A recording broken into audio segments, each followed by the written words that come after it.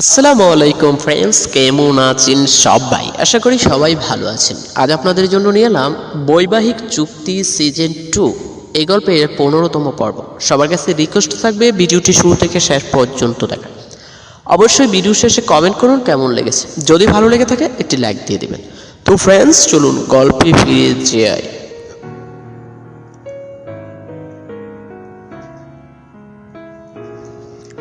হঠাৎ করে লাইট চলে যাওয়াতে উপস্থিত সকল গেস্ট বিব্রত বোধ করল। বাচ্চারা চেঁচামেচি আর শোরগোল করতে করতে বাইরে বেরিয়ে গেল। বাচ্চাদের ধাক্কায় কেউ কেউ আবার বিরক্ত বোধ করলেও সম্মানের খাতিরে একটু শব্দ করেন। অন্ধকারের এই বদ্ধ পরিবেশে কয়েক মিনিটে সবাই হাঁপিয়ে উঠেছে। অনেক কন্ট্রোলে সমালোচনা করতে গিয়েও দাঁত কেচে চুপ মেরে গেল।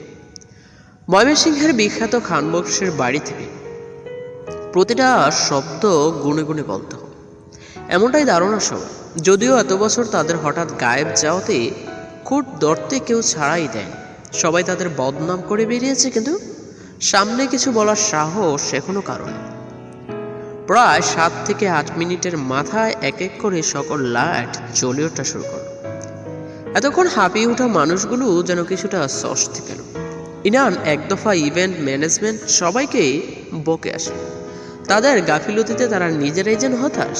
কিছুক্ষণ হয়ে যাওয়ার পরও যখন ইনায়কে কেউ নিয়ে আসলো না, তখন ইনায়ের বাবা ওর মাকে আরেক দফা তাড়া দিল, যে কিনা গেস্টদের কথায় মগ্ন ছিল। শামু, কি হলো? এখনো দাঁড়িয়ে আছো কেন? যাও, তোমার মেয়েকে আবার নিয়ে এসো। অন্য সময় হলে শামু কিছুটা চমকে উঠত, হয়তো ইনানের মুখে তোমার মেয়ে শুনে, যে কিনা প্রিন্সেস ছাড়া অন্য কিছু কখনো ডাকেনি। কিন্তু আজ মোটেও অবাক হলো না, বরং চোখে মুখে ফুটে উঠেছে একরাশ হতাশা। তার মেয়ে কাজই করেছে এমন, যেটা তার প্রাপ্য ছিল। ইনানকে প্রায় দ্বিতীয় সন্তানের কথা মজার ছলে বলল। ইনায়কে নিয়ে বেশ খুশি ছিল ওরা, কিন্তু আজ মনে হচ্ছে আরেকটা সন্তান নিলে হয়তো ভালো হতো। হয়তো সে এমন কাজ করতো না। শামু দীর্ঘ নিঃশ্বাস ফেলে উপরে গেল। এনায়ের খোঁজে আজ ওর একমাত্র মেয়ে কিছুক্ষণ পর অন্য কারো হয়ে যাবে। হাজারো অভিমান থাকলেও বিদায়ের কথা ভাবলেই চোখের কার্নিশ বেয়ে কয়েক ফোঁটা জল বেরিয়ে আসে। কিছুক্ষণের মধ্যে ইনান সায়ান কিছুটা হুড়মুড় করে ঢুকল রুমে।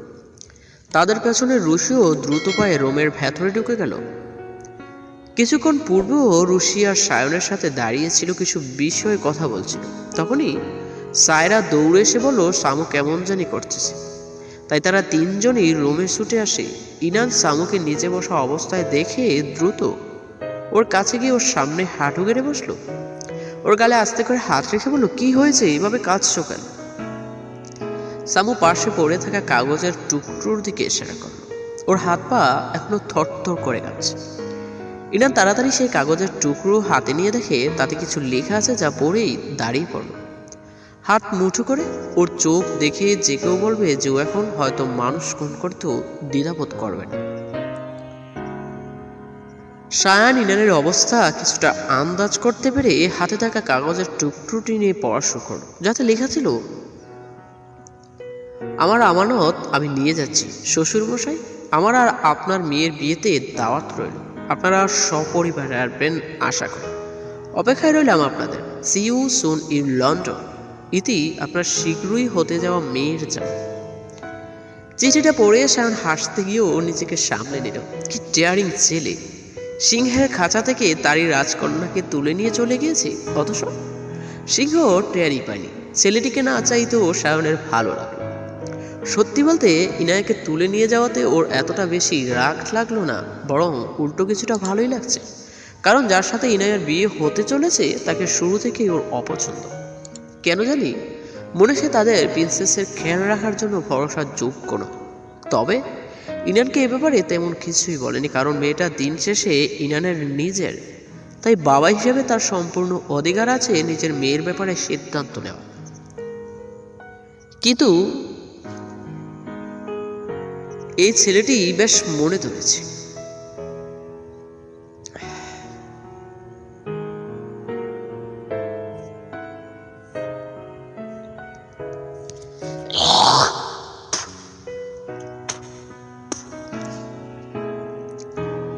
কিন্তু এই ছেলেটিকে বেশ মনে ধরেছে ওর। পৃথিবীতে সবারই ভালোবাসার অধিকার রয়েছে, আর ছেলেটি তার অধিকার আদায়ের জন্য লড়ে যাচ্ছে, সেটা দেখেও ভালো লাগলো।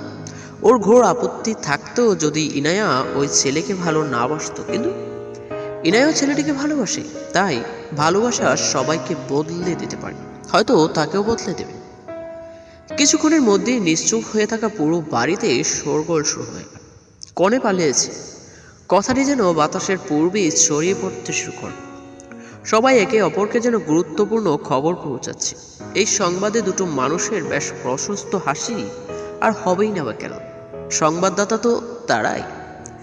সায়রা রাফিনের হাত টেনে নিয়ে বাড়ির বাহিরে বেরিয়ে এলো। তারপর দুজন দুজনের দিকে কিছুটা চিন্তিত মুখে তাকিয়ে হুট করে হেসে দিল, যেন বিশাল ফানি জোকস শুনেছে দুজনে। হাসতে হাসতে সায়রা বলল, কি বিশাল প্ল্যান ছিল ভাই। ইস, আমার জিজুকে দেখতে খুব ইচ্ছে। কি ডেঞ্জার বয়।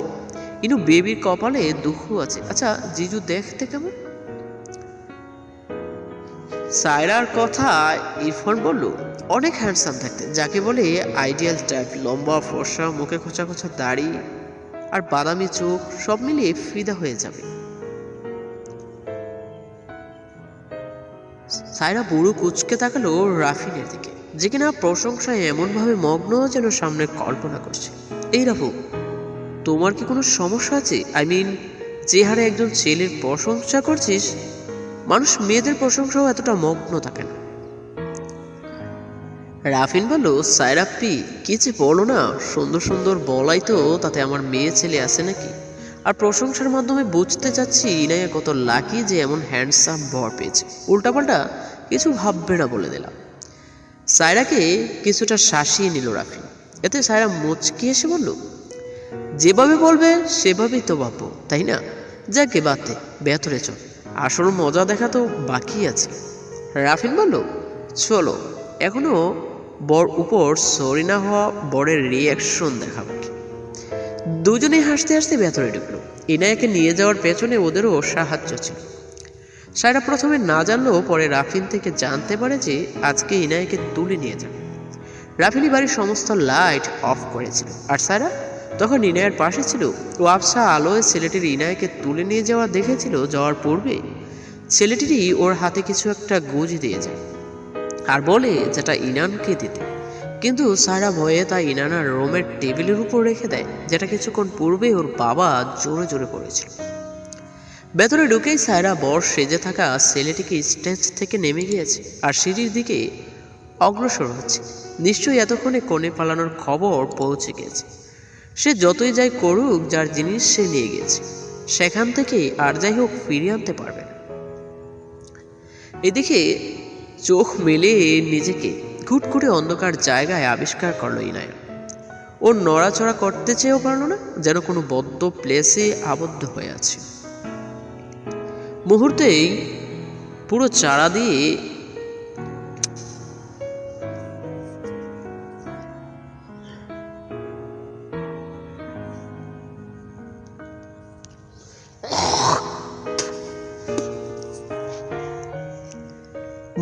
পুরনো ভয় চারা দিয়ে উঠল। মনে হচ্ছে শ্বাস নিতে পারছে না, তাই আওয়াজ করতে যাবে তখন বুঝতে পারলো মুখ পাতা। ও হালকা নড়াচড়া করতেই হঠাৎ আলো চোখে পড়লো, তাই তাকাতে পারছিল না, কিন্তু মুহূর্তেই বুঝতে পারলো ও শূন্যে ভাসছে। কিন্তু কোনো রিয়েক্ট করতে পারছে না, কারণ ওর হাত পা সব বাঁধা। কিছু বুঝে ওঠার পূর্বেই কেউ একজন সজোরে বেড়ে ছুঁড়ে মারল, তারপর পাশেও শুয়ে পড়ল। তুমি যে এত ভারী জানতাম না তো। আমি এতটা নিয়ে আসতেই হাঁপিয়ে উঠেছি আমি। উফ! যখন পাশের ব্যক্তি থেকে সারা শব্দ কিছুই পেল না, তখন রোয়েন ব্রু কুচকে তাকালো তার দিকে। তারপর কিছু একটা বুঝতে পেরে উঠে বসলো। তারপর বাঁকা হেসে ইনায়ের মুখের বাঁধনি খুলে দিল। ইনায়া কাঙ্ক্ষিত মানুষকে দেখতে পেয়ে কোনো রিয়েক্ট করে না, বরং শান্ত চোখে কিছুক্ষণ তাকিয়ে থাকলো। আজ প্রায় 13 দিন পর রোয়েনকে দেখতে পেয়েছে। মুখে খোঁচা খোঁচা দাড়ি সৌন্দর্য যেন দ্বিগুণ বাড়িয়ে দিয়েছে। ওই বাদামি চোখগুলোতে বিরাজ করছে একরাশ মায়া, যাতে ডুবে যেতে ইচ্ছে করছে ওর, কিন্তু নিজেকে সামনে শান্ত গলায় বলল, আমাকে বাড়ি দিয়ে আসুন রুয়েল। রুয়েল বলল, আমি কবে থেকে আবার আপনি হয়ে গেলাম তখন? এনায়া বলল, যেখানে কোনো সম্পর্ক নেই সেখানে আপনি বা তুমি কোনোটিই ম্যাটার করে না। আমি আপনাকে ওই দিন সব ক্লিয়ারলি বলে এসেছি, তাই আজকের এই পরিস্থিতি আশা করিনি। রোয়েন বলল, সম্পর্ক তোমার হাতে পুতুল নয় না, যে তুমি যেমনটি চাইবে ঠিক তেমনটাই হবে। একটা সম্পর্ক দুজনকে নিয়ে গড়ে ওঠে, তাই শেষও দুজনের সম্মতিতেই হতে হবে। আর এই সম্পর্কের শেষ কখনোই চাইনি, তাহলে তার শেষ হল কি করে? আমি অন্যদের মতো হাল ছেড়ে দেওয়ার পাত্র নই। ভালো যখন বেসেছি তখন তোমাকে নিজের করেই ছাড়ব, সেটা তোমার সম্মতি থাকুক আর না থাকুক, কারণ আমি জানি তুমি আমায় এখনো ভালোবাসো। ইনায়া যতই অস্বীকার করুক, ওর হৃদয়ে হয়তো জানে ও এখন কতটা চাই মানুষটিকে, কিন্তু ওর হাত পা বাঁধা, ও চাইলেও কিছু করতে পারবে না। তাই কথা না বাইরে নিচের দিকে তাকিয়ে বলল, সবাই আমার জন্য অপেক্ষা করছে, আমাকে বাড়ি পৌঁছে দিয়ে আসো। রুয়েল বলল, তুমি কি তোমার বাড়ির পাশের ফ্ল্যাটে আছো যে বাড়ি পৌঁছে দেবো? আর থাকলেও বা দিতাম নাকি? এত কষ্ট করে নিয়ে এসেছি ফিরিয়ে দেওয়ার জন্য নাকি? এনায়ের মুখে বিস্ময় দেখে রুয়েল ওর দিকে কিছুটা ঝুঁকে পড়ল। ও, তোমাকে তো বলাই হয়নি, welcome to London in you baby. Enaya যেন শখ খেল। লন্ডন মানে? আশেপাশে তাকে বুঝতে পারলো এটা রুয়েনের রোম, যেখানে ও এই 1 বছরে অসংখ্যবার এসেছে, আর রয়েছে ওদের খুনসুটিময় অনেক স্মৃতি। ইনায়া বুঝতে পারছে না এই মুহূর্তে ওর অনুভূতির কি রূপ। কেমন যেন সব দলা পাকিয়ে যাচ্ছে, নিজেকে অনুভূতি শূন্য মনে হচ্ছে। যাকে বিয়ে করতে চায়নি তার সাথে বিয়ে না হওয়াতে খুশি হবে, নাকি বাবার কথা না রাখতে পারায় কষ্ট পাবে? রুয়েনকে অনেক কিছু বলতে ইচ্ছে হচ্ছে, কিন্তু ভেতর থেকে কোনো কথাই বেরোচ্ছে না। মাথাটা কেমন জানি ঝিমঝিম করছে, তাই খাটে থাকা বালিশের উপর মাথা এলিয়ে দিল নিঃশব্দে। এখন ওর কিছুটা শান্ত হওয়া দরকার। রাগের মাথায় যাই বলুক না কেন কাজে দেবে না, তাই নিজের কথাগুলো এই মুহূর্তে নষ্ট করতে চায়। তাই চুপ থেকে নিজেকে শান্ত রাখাই শ্রেয়। সারাদিন দখলে ও খুব টায়ার্ড, তাই এখন ঘুমের প্রয়োজন। চোখ বন্ধ করে চুপচাপ ইনায়াকে শুয়ে থাকতে দেখে রুয়েন কিছুটা অবাক হলো। ও ভেবেছিল কয়েকটা জারি তো খাবেই, তার উপর ঝগড়া তো মাস্ট হবে, কিন্তু ইনায়ের হঠাৎ চুপ মেরে যাওয়া মেনে নিতে পারছে না। তাই উঠে গিয়ে ইনায়ের দিকে হাত বাড়াতে গিয়েও থেমে গেল। প্রচুর দখল গিয়েছে ইনায়ের উপর, তাই হয়তো ক্লান্ত হয়ে গেছে। রুয়েন ওকে বিরক্ত করতে চাইল না, বরং ট্রাউজার আর গেঞ্জি নিয়ে ওয়াশরুমে চলে গেল। দরজাটা আটকে যাওয়ার শব্দে ইনায়া চোখ মেলে তাকিয়েছে। কিছুক্ষণ ওয়াশরুমের দিকে তাকিয়ে থাকলো, তারপর অন্যদিকে ফিরিয়ে চোখ বন্ধ করে ফেলল। বাড়ি মেকআপ আর গহনায় প্রচুর অস্বস্তি হলেও উঠে খোলার ইচ্ছে আর শক্তি কোনোটুই নেই। পুনরায় চোখ বন্ধ করে ঘুমানোর চেষ্টা করলো ইনায়া। প্রায় 45 মিনিট পর রুয়েন ইনায়ের দিকে এগিয়ে আসলো। এতক্ষণ পানিতে ভিজার কারণে চোখ দুটো লাল হয়ে আছে। চুল দিয়ে টপ টপ করে পানি পড়ছে, যাতে বেশ মোহনীয় লাগছে ওকে। ও একটা দীর্ঘ নিঃশ্বাস ফেলে ইনায়ের দিকে এগিয়ে গেল। তারপর এক এক করে গহনাগুলো খুলে মেকআপ মুছে দিল। তারপর কিছুক্ষণ ওর দিকে তাকিয়ে নিচে নেমে আসলো কিছু বানানোর জন্য, কারণ এখন প্রায় দুপুর 2টা। আর ইনায়া প্রায় অনেকক্ষণ ধরে না খাওয়া, তাই ও উঠলে যাতে খেতে পারে। এটা রুয়েনের আরেকটা বাসা, যেটা ইনায়ের বাসার কাছাকাছি, যাতে ইনায়ার চাইলে এখানে চলে আসতে পারে আর ও ইনায়ের কাছে যেতে পারে। এখানে কোনো সার্ভেন্টদের রাখা হয়, তাই নিজেই কিছু বানানোর ট্রাই করলো। লন্ডনে এখন প্রায় 5:30 বাজে। সূর্য পশ্চিম আকাশে প্রায় হেলে পড়েছে। কিছুক্ষণ পর গুদুলি শেষে সাজবেলা নেমে আসবে। চারিদিকে আলো কিছুটা কমে এসেছে। ইনায়া মাথা চেপে ধরে উঠে বসলো। মাথা ব্যথা আগের থেকেও কমেছে, তবে পুরোপুরি যায়নি। চোখ মেলতেই নিজেকে কিছুটা হালকা অনুভব হলো, আর আগের মতো অস্বস্তি কাজ করছে না। তা দেখে নিজের দিকে তাকিয়ে দেখলো গহনা কিংবা মেকআপ কিছুই নেই ওর গায়ে। বুঝতে পারলো কে খুলেছে। ওর এখনো বিশ্বাস করতে কষ্ট হয় যে মানুষটি ওর এতটা খেয়াল রাখে, সে কি করে অন্যের কষ্টের কারণ হতে পারে। কিন্তু চোখের দেখাকে তো বিশ্বাস করা যায় না। তো ফ্রেন্ডস, আজকের পর্ব এ পর্যন্তই। আশা করি ভালো লেগেছে। যদি ভালো লেগে থাকে একটি লাইক দিয়ে দেবেন, আর সবার কাছে রিকোয়েস্ট থাকলেও অবশ্যই কমেন্ট করে অনুভূতিটা প্রকাশ করুন, কেননা আপনাদের এক একটা কমেন্ট আমাদের অনেকটা উৎসাহ যোগায়। আজ আসেই দেখা হবে নতুন পর্বে। আল্লাহ হাফেজ।